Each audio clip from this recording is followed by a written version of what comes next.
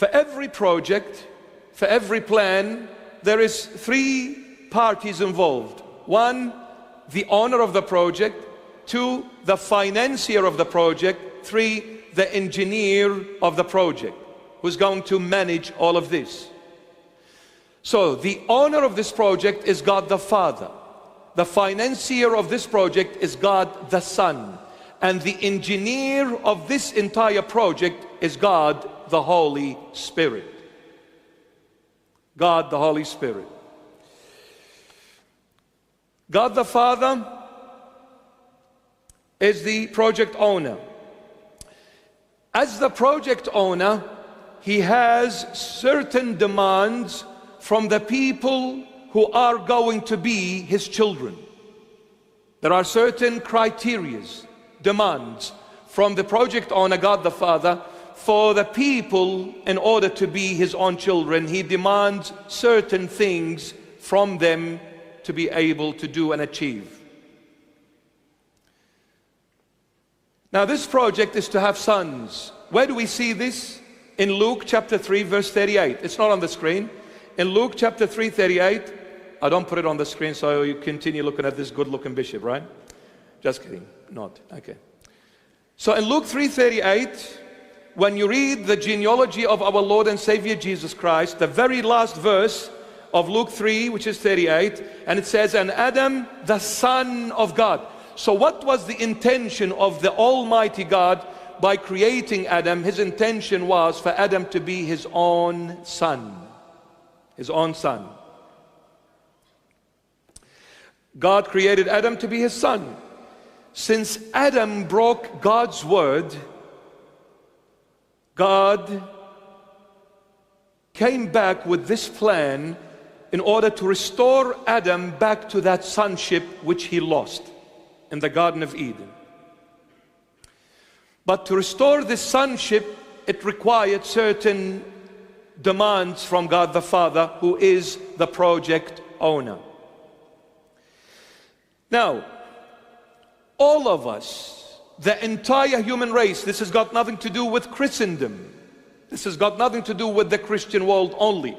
It's got to do with every single human being that ever came, that ever exists, and that will ever come on the face of this planet. It's got to do with all humanity.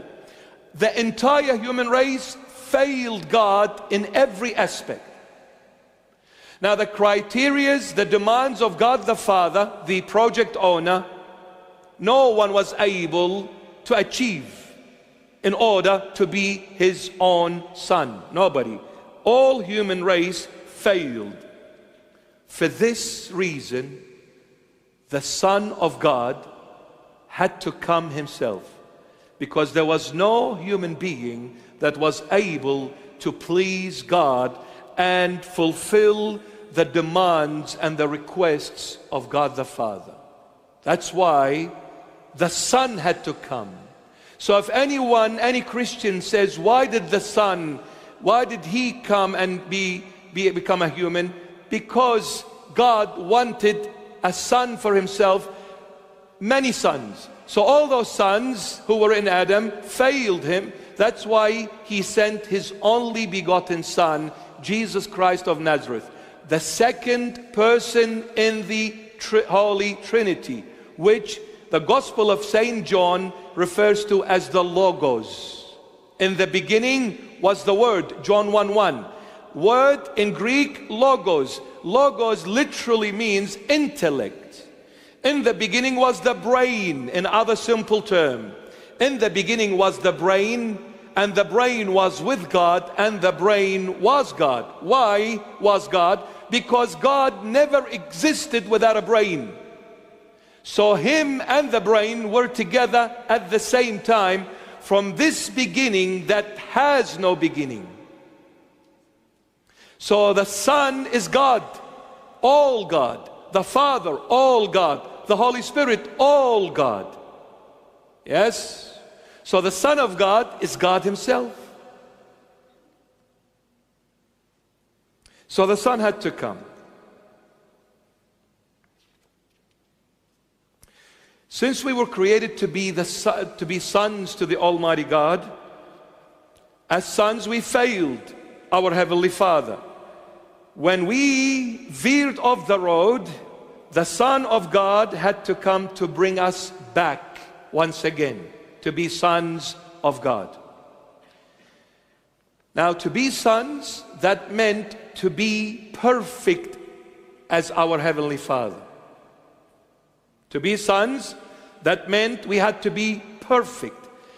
And the number that reflects perfection in the biblical language is 100. So whenever you see the number 100 in the Holy Bible, it is referring to perfection. One day we'll do, I've been meaning to do this for a long time coming, the numbers in the Holy Bible, what they mean. They're not just there for, out of fluke. No. Everything is there for a reason. Because the author of this holy book is God Himself, the Holy Spirit. God Himself, the source of wisdom. The source of wisdom. So the number that reflects perfection is 100. In Matthew 5:48, there will be a lot of Bible references today, so please bear with me. They are not on the screen, so you can look at this good-looking bishop. In Matthew 5:48, the Lord Jesus is talking here. He says, therefore, you shall be perfect, just as your Father in heaven is perfect. So in order to enter God's presence, we need to be as perfect as He is. Is there any human being that can put their hand up and say, I am as perfect as God? Impossible. No one. I don't care what your religion is, whether you have one or you don't have one. No one is perfect. No one. All of us have our own shortfalls and mishaps. But the Lord in Matthew 5:48 says, therefore you shall be perfect, just as your Father in heaven is perfect. Whoa. When can I be as perfect as my Heavenly Father? To enter God's kingdom, in other words, you need to get in your exam 100 out of 100. In the world, you go through an exam and you get 95, whoa, 98, woo, you can choose any university. They will take you on board. You get 50, pass. But with God, you get in your exam with God 99.999999999. God says you got 0. Yep. When God gives you the paper, after He marks it, He'll put a big round circle, 0. Because it's either 100 or nothing. God does not accept 99.9999999, because 99.9999 is not a perfect number. What is the perfect number? 100 out of 100. Unless you get 100, you're going somewhere dark and ugly. Who's going to get 100? No one. Oh, except one. The one we're about to celebrate his birth. Habib Albi. He must be Lebanese. My sweetheart. Me mate. He must be Aussie. Shanghai, he must be Chinese. He's all colors, he's all races, he is all nations, he is all tongues, he's all in all, and all in him, and he is in all. The I am, the one and only. There's only one. There's only one, my beloveds.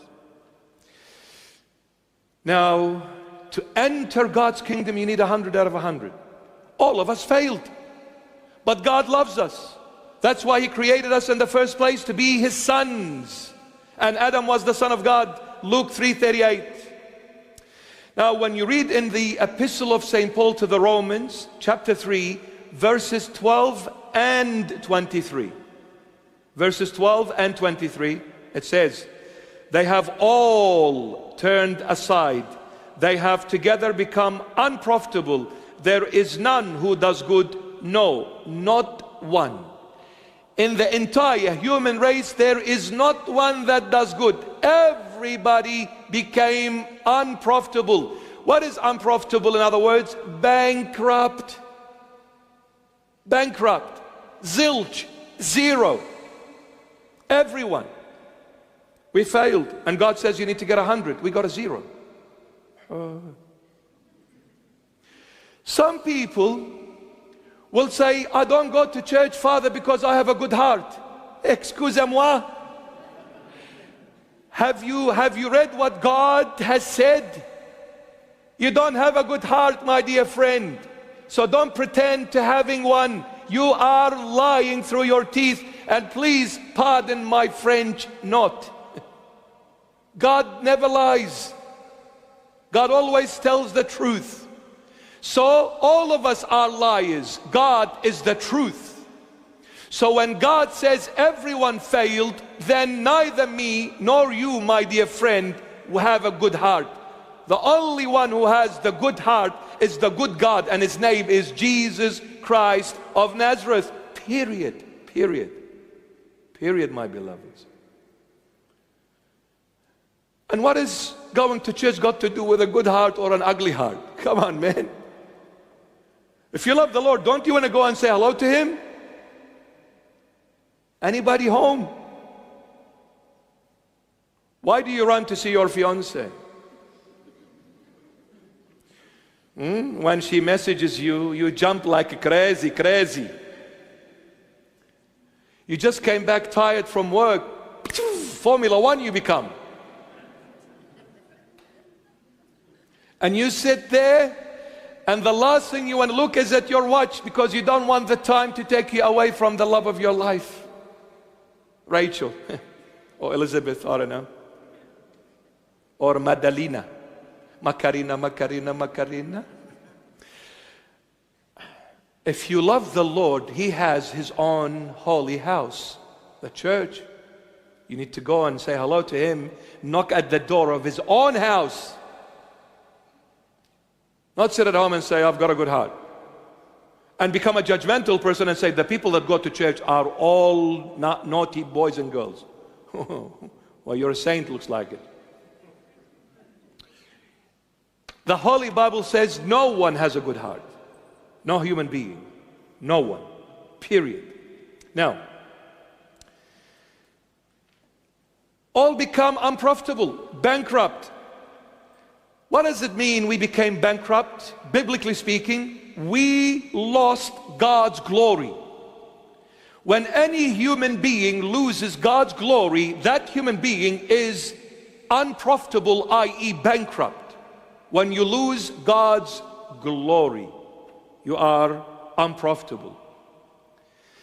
In the end of times, he came, the Son, the S-O-N, the only begotten, the beloved of his Father.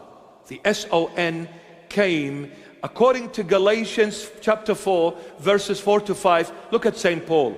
Galatians 4, 4 to 5. But when the fullness of the time had come, God sent forth his Son, the Son of God. The Logos came. God sent forth his Son, born of a woman, the love of my life, Mary, the Virgin of all virgins, the Holy Mother, my sweetheart, my Holy Mother. Born of a woman, born under the law, to redeem those who were under the law, that we might receive the adoption as sons. Wow. Wow. So that we may receive the adoption as sons. This is why the Son had to come in order to adopt us as sons once again to his heavenly Father. That's why the Son had to come. Now the Son of God came into the womb of the Virgin of all virgins, our Holy Mother Mary, took on the human nature and became man. This is all theology. Took on the human nature.